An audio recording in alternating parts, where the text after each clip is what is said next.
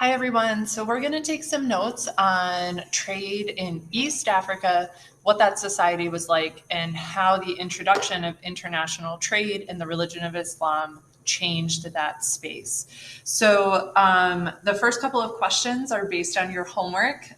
We do not live in a world where I can bring in spices and you can smell them. So hopefully you did your homework so you can answer those first two. Okay, that's going to give us a real life connection to what you're taking notes on here. Okay, so as you know, the Indian Ocean trade routes connected four major areas: Southeast Asia, India, the Arabian Peninsula, and East Africa, which is our focus today. You also know that people traveled across the Indian Ocean on dhows, that specific kind of boat, using the monsoons. So those seasonal winds blew in one direction half the year, and then they switched directions in the other half of the year. And so merchants were able to use those to quickly travel from one area to another, carrying their goods and their culture. Okay, it is most known for the trade of spices, which is why we started with you answering those questions, so you can make that connection between your nose and your brain and this information. Okay, other things that were traded: timber. If you can think, planks of wood would have been very heavy to transport overland, but in a boat using the monsoon winds, not a big problem. Slaves. So the slave trade was definitely a large part of this, unfortunately.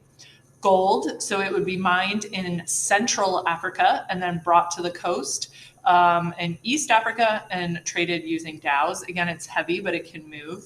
Bananas. No one's 100% sure where bananas started, but they are very popular across this entire area and widely spread around the world. Ivory, as in elephant and rhino tusks. Today it is illegal to harvest ivory. And then sugar. So you can see here on the screen a picture of sugar cane.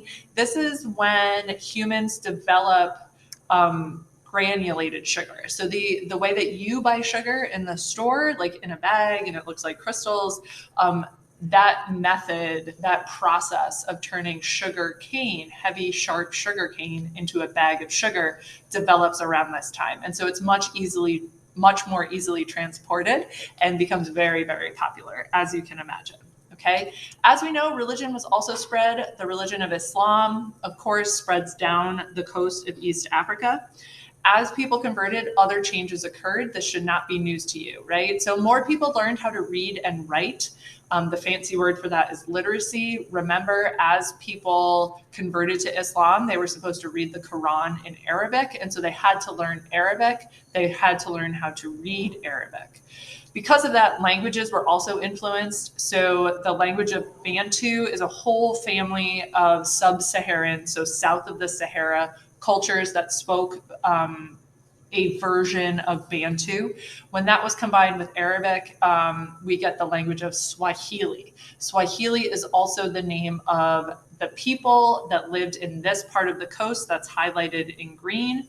And also just that particular area is known as the Swahili coast. So you might see this word meaning language, people, or place. It's very versatile. And then the architecture is, of course, influenced. So we see the architectural piece of a dome moving with them in terms of building a mosque, and arches. So it could be very airy out in those hot areas of sub-Saharan Africa. Okay, great. So the next thing you're going to do for your assignment is turn your paper over, and you're looking for evidence. So here, to support the topic sentence, trade changed the government and religion of East Africa. So you're going to highlight that source with information, and then also try to add some outside info. So this might be something that you could use as a reference as you try to connect your outside information. All right, thank you for listening. Please let me know if you have any questions.